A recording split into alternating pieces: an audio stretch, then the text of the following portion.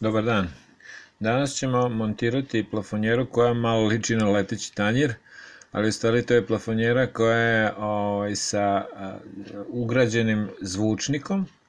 Evo vidimo kako to izgleda, znači unutra je zvučnik, inače radi se o LED plafonjeri sa RGB svetlom, to znači da menja boje i vidimo da ima zvučnik koji je preko Bluetootha može da bude povezan. Montirat ćemo je na plafon, a vidimo da je kabel, su žice sve zajedno u jednom kabelu, moramo ih odvojiti kako bi mogli sve da smestimo ispod plafonjere.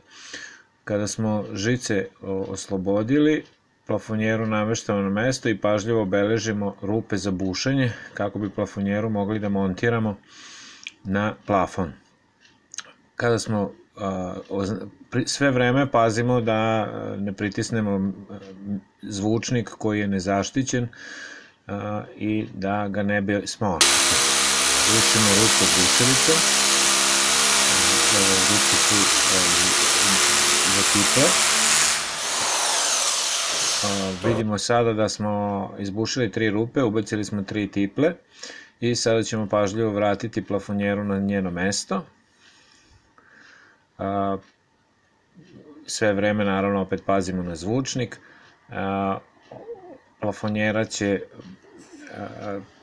šrafove moramo ubaciti u tiple. Kada ih namestimo precizno, uvrnemo ih malo rukom da drže plafonjeru. Kada to završimo i šrafove uvrnemo rukom malo u tiple koliko može, tada nastavljamo dalje sa montiranjem plafonjera, odnosno dotežemo ove šrafove šraf cigrom ili odvijačem.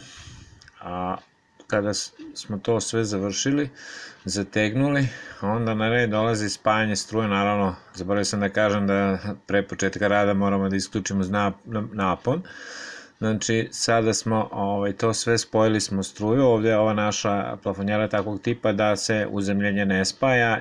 Vidimo da ta žica nije ni spojena, ali postoje plafonjere koje imaju uzemljenje. Evo, montiramo, vraćamo ovaj poklop. Vidimo da ima mrežicu u sredini koja propušta zvuk.